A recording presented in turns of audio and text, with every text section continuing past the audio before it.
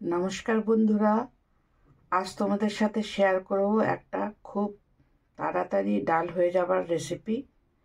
মুসুর ডাল রেসিপি কুকারে করব। তো তোমরা দেখো, এটা আমি ধুয়ে নিয়েছি মুসুর ডাল। এবার দেখো আমি কি করছি ওর মধ্যে।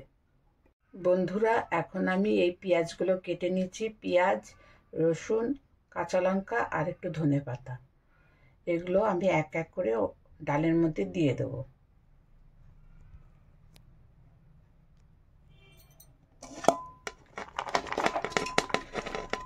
আগে ডাল দিয়ে দিয়েছি, এবার এগুলো সব দিয়ে দিলাম।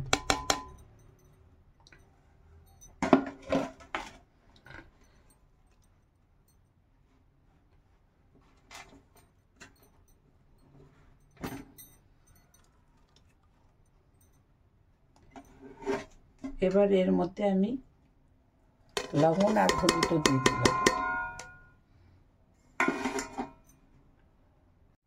বন্ধুরা, এসব দিয়ে দিলাম। এবার আমি জল দিয়ে দেব।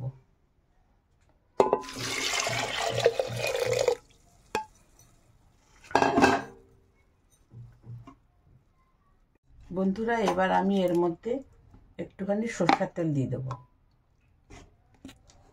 দিয়ে এবার করে ঢাকনাটা বন্ধ করে দেব। দিয়ে গ্যাসে চড়িয়ে দেবো। 2 সিটি আসলে বন্ধ করে দেবো।